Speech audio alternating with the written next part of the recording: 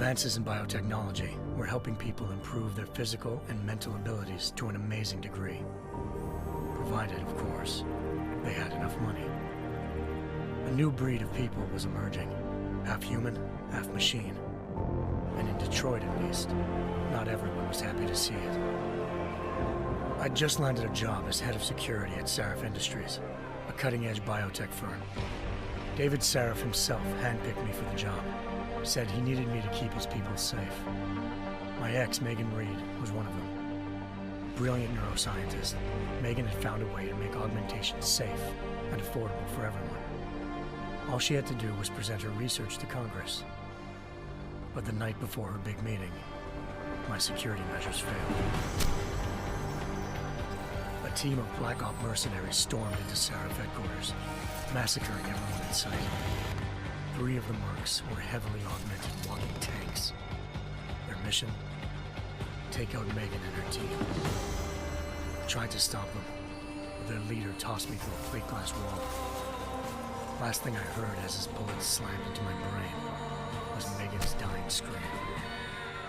I should have died with her. Only I didn't. High-end military-grade enhancements saved my life. The best augmentation SHAREf's money could buy.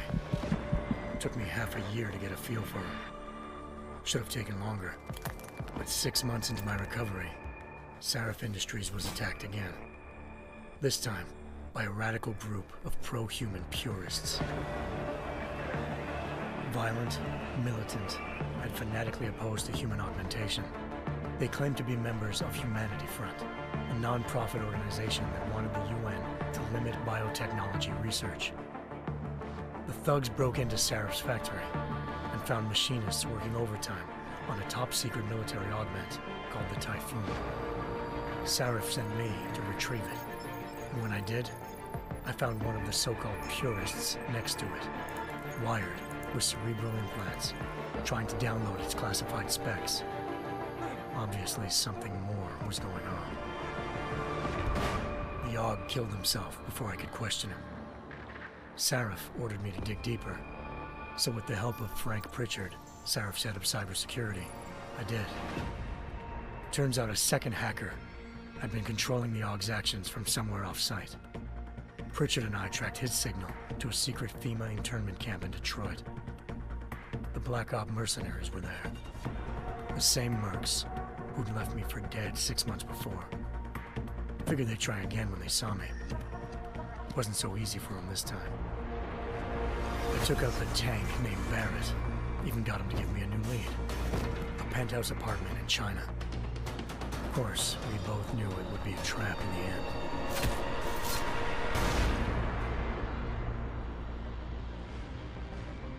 Hengsha Island, China. Home to a city so crowded, they had to build a second city on top of it. Trying to find clues in Hengsha wouldn't be easy. Lucky for me, I wasn't alone. Farida Malik, SHAREf Industries' ace pilot, had lived in Hengsha before. A good person to have on your side. She knew enough about the place to get me around. Malik dropped me in the lower city, close to the penthouse Barrett had told me about. Bell Tower Associates, a private security firm under contract to the Chinese government, had agents tossing the suite when I arrived. Just not for the reason I'd been expecting. Turns out the man who lived there was a criminal hacker named Van Bruggen.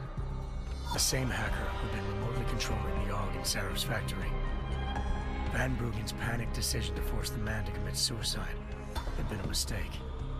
Now his mercenary partners were gunning for him, and I needed to find him before they did. Locating Van Bruggen meant playing nice with the Triads, Hengsha's organized crime lords. They had the hacker holed up inside a low-rent capsule hotel. By the time I found him, Van Bruggen had no qualms giving up the woman who hired him. Zhao Yunru, president of the Taiyang Medical Corporation. According to Van Bruggen, Zhao wanted to monopolize the augmentation industry and had hired Black Op mercenaries to destabilize her competition. SHAREf Industries was at the top of her list. To prove this, I needed to get inside TYM and grab a surveillance hologram off a server. I suspected Van Bruggen was hiding something when he told me this. nothing could have prepared me for what I saw. Megan wasn't dead. She and her 4 best researchers had been kidnapped, spirited away somewhere while their kidnappers made it look like they were dead. Desperate to learn more, I confronted Zhao in her penthouse. She claimed to be a pawn in a bigger plan, and hinted at a group so powerful it controlled global interests at a whim. Then she slipped into a panic room and hit the alarm, forcing me to make a very quick exit. I figured Zhao was lying, but part of her confession made sense. David Saref had been worried about his people. So worried, he'd required all of them to have subdermal locator devices surgically implanted. The GPOs would have been broadcasting the day of the attack. But Zhao said a single call to Picus, the world's leader in global 24-hour satellite news, had turned those signals off. I needed to fly to Picus headquarters in Montreal if I wanted to learn more.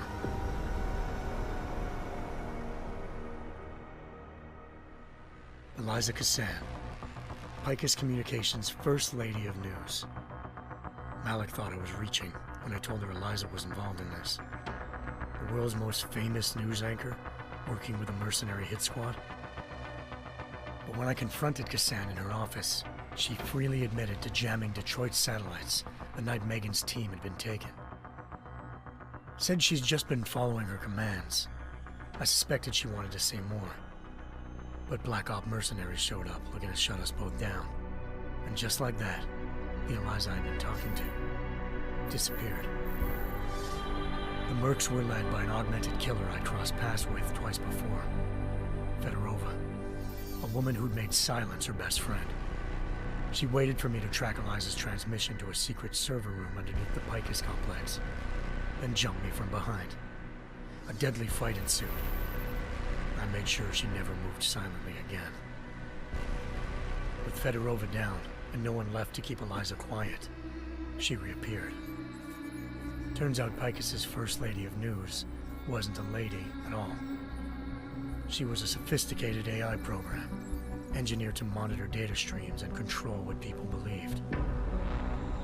Eliza told me the mercs had brought in a Humanity Front doctor named Isaiah Sandoval to remove the scientist's implanted tracking devices while Detroit's satellites were down. She also told me to speak to David Saref if I wanted to learn more. By the time Malik and I got back to Detroit, tensions between normal and augmented citizens had reached a flashpoint. Riots were breaking out in several cities, and the UN was being urged to intervene. Saref was trying hard to convince Hugh Darrow, the inventor turned philanthropist who'd once been a leading proponent of enhancement technologies, to help stop a possible regulatory vote. Saref had a lot riding on Darrow. Megan's discovery would have given millions of people the chance to evolve beyond their normal human abilities, and at the same time catapulted Saref Industries to the top of the Fortune 500. According to Saref, Megan's kidnappers knew this, and didn't want people evolving unless they controlled how it was done. He called his enemies Illuminati, and urged me to keep searching. Determined to do so, I tracked down Sandoval via America's most outspoken augmentation opponent, Bill Taggart, Sandoval's boss and founder of Humanity Front. Sandoval admitted to operating on Megan's team when I confronted him, but said he hadn't removed their GPLs. He'd merely switched them to a different frequency.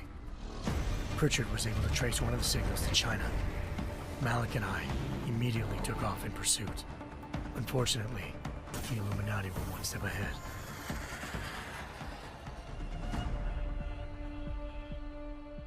Ambushed. Shot out of the sky by Bell Tower Associates, seconds after entering Hengsha's airspace. Malik's piloting skills saved me. After a tense and bitter struggle, I escaped into Lower Hengsha. The tracking signal I was following led straight to the Triads, or more specifically, to the augmented arm of Tong Si-hung, leader of a gang of augmentation harvesters. Tong said they'd taken the arm off a corpse, which Bell Tower had left at their door, meaning at least one of Saref's scientists was dead. Maybe not the rest of them, though. Tong pointed me to a port used for human trafficking and helped me slip aboard a bell tower ship. It was sailing to Rifleman Bank Station, a military base in the South China Sea. Bell Tower was holding kidnapped civilians as prisoners there, and using them to perfect the Chiron Project, a human-computer interface that left most of its test subjects dead. My search for Megan would have ended then, if not for a mysterious ally named Quinn. In exchange for my help exposing Bell Tower, he slipped me aboard a second ship headed to Singapore, and an Illuminati-run biotech facility called Omega Ranch.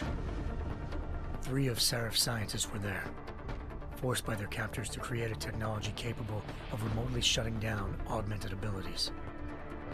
Thanks to an emergency recall notice issued by the World Health Organization, millions of people all over the world already had the biochip installed. With the help of the scientists, I tracked Megan to a private section of the ranch. There, I ran into Yaron Namir, the walking tank who'd put a bullet in my brain the first time we met. He'd teamed up with Zhao and was hoping to catch me off guard. Their little ambush didn't work. I found Megan in a suite belonging to Hugh Darrow, the billionaire philanthropist who SHAREf had called on for help. Darrow had convinced her to go along with the biochip plan by promising to sabotage the tech. As she was explaining this, Darrow appeared in a global broadcast, telling the world that augmentations would be the death of mankind. Then he activated the biochips to prove his point. All over the world, augmented people flew into a killing frenzy. Darrow had betrayed everyone, and it was up to me to set things right.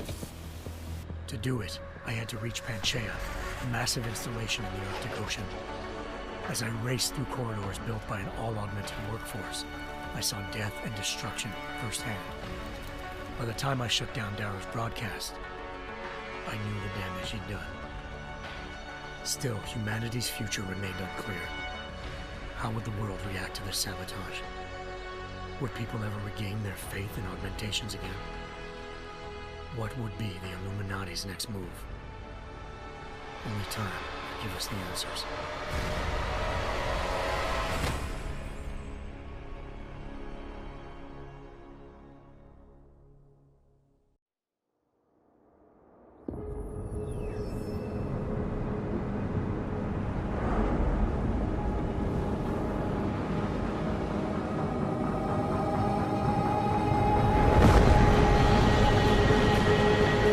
I once thought I could save the world.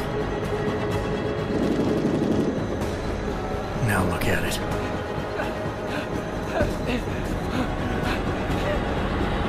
In yet another augmented terror attack, 251 passengers aboard Sister Airlines Flight 451 were killed when an augmented passenger broke into the plane's cockpit and ruthlessly butchered its flight crew.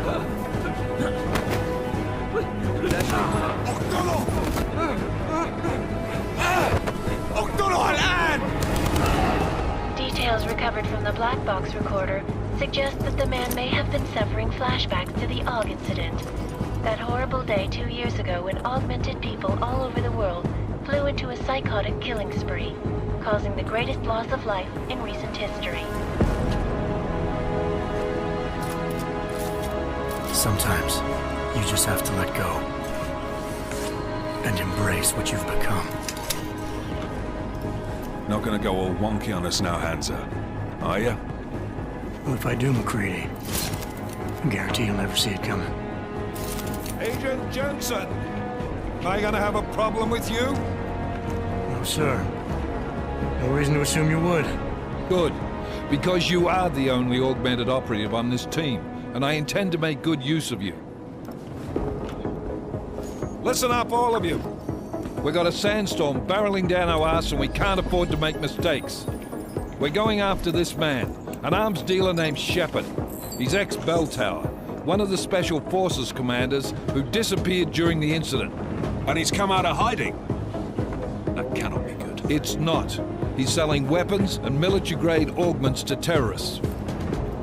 This is Aran Singh, the undercover agent who lured Shepard out of his hole. Best you see Interpol's got. For 3 years he's worked hard to get in tight with the Jinn, an Iraqi smuggling cartel that's infected the Eastern Hemisphere like a plague. Last week, our arms dealer sent a message to the Jinn, offering to sell them a shitload of black market merchandise dirt cheap. They told Singh to handle the buy. They're not gonna like it when Interpol disrupts their party. Singh's cover really that good? It is right now. We need to keep it that way. This is where the deal's going down. A half-finished high-rise hotel that's been abandoned ever since the incident. It's not a pretty picture inside. Let me guess. Most of the laborers were augmented with heavy-duty industrial rigs. So when the incident hit, and they all went schizo, things got gruesome real fast. And no one, except for some homeless junkies, have been inside the place ever since. So what's the plan, Director? Singh's meeting Shepard on the ground floor, inside the hotel's main atrium. He sent the bulk of his Jinn crew to the penthouse levels to secure a vantage point. I want McCready's team to take up positions overlooking the atrium and make the arrest. Jensen, you're going in solo from the roof. My objectives? Keep the Jinn from joining the party. As far as we can tell, only one route connects the atrium to the penthouse level, a halfway decent elevator shaft. Here. I want you to block access to it. Fine. Just cut me loose.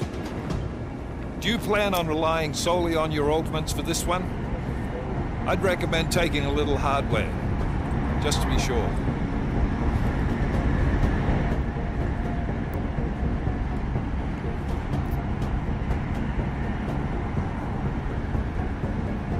I'm not leaving my 6 exposed. Give me something lethal. Your call, but Singh's undercover in all this. So watch your fucking sights. What about range? There's lots of wide spaces and high ceilings in there, but a number of tight and constrained rooms too. So it's a crapshoot, really.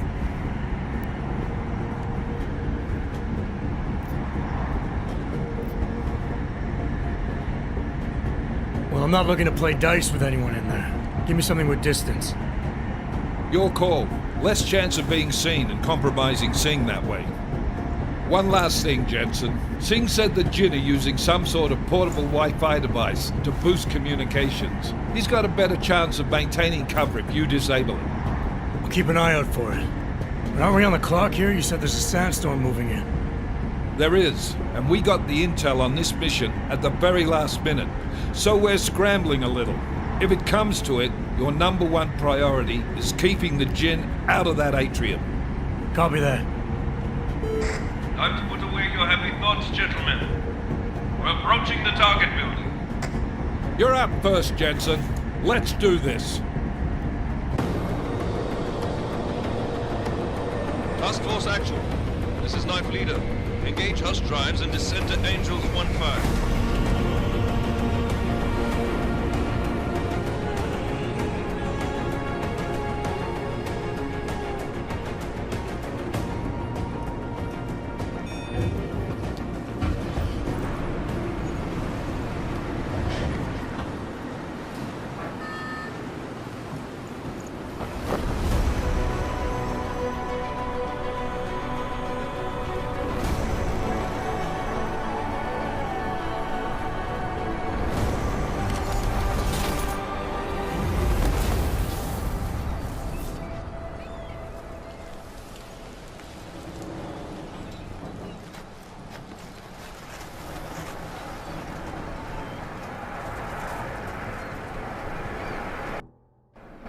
Solid copy.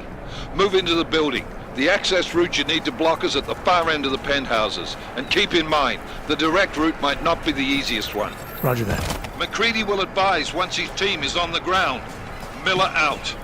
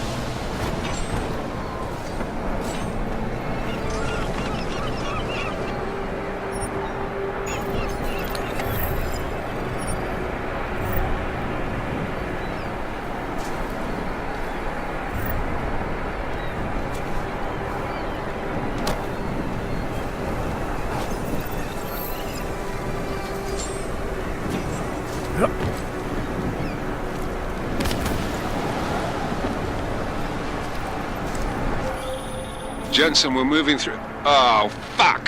What's wrong? The Gen have got a few Jennies up and running. Gonna have to hack keypads. You should enjoy McCready. They have colors and shapes. Just remember, red means bad. Fuck you.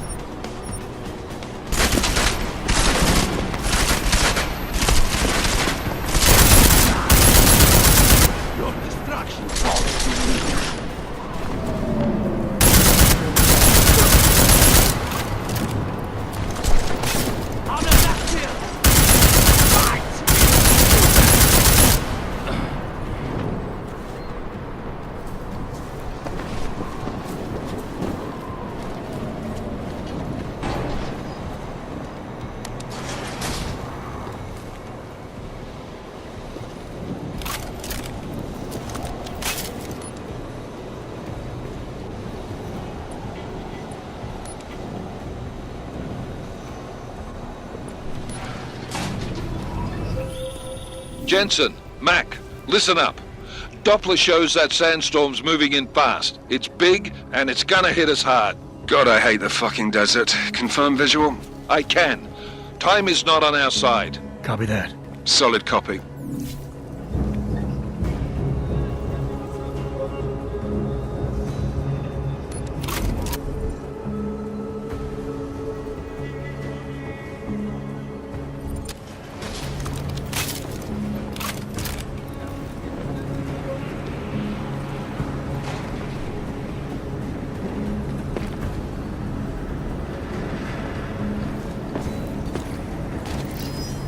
انت اللي عملت كده. خلينا نعمل تمشع وعلى ده.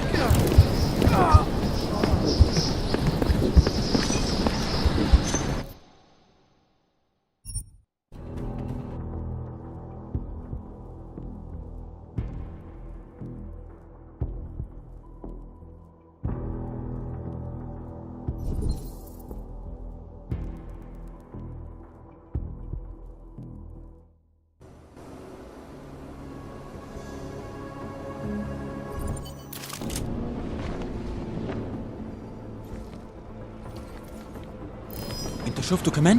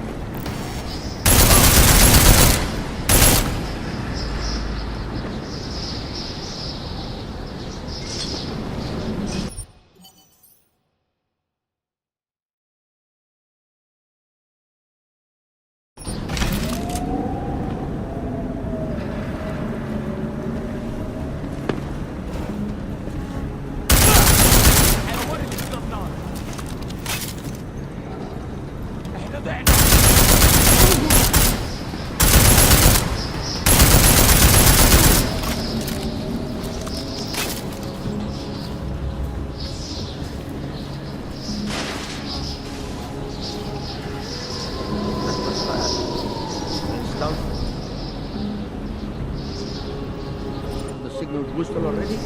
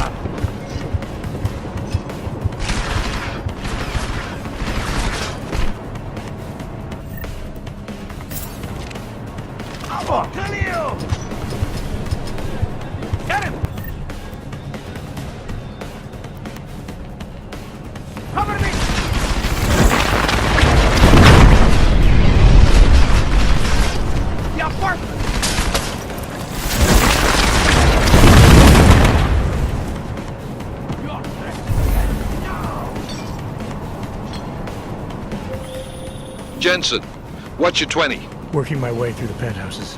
Remember to keep an eye out for the Jinn's communications booster. If you can, disable it. Roger that.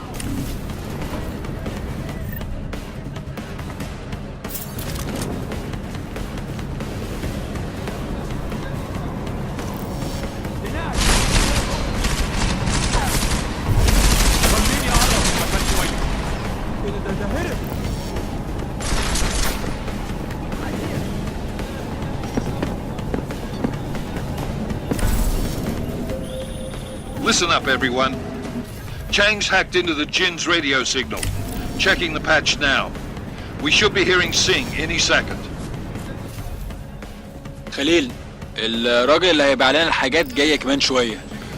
روح قول لبقية الناس إن أنا هحصلكم وخليكم يعني منتظرين. Patch is clean. Solid copy. Good. I'll repatch us once the deal kicks off.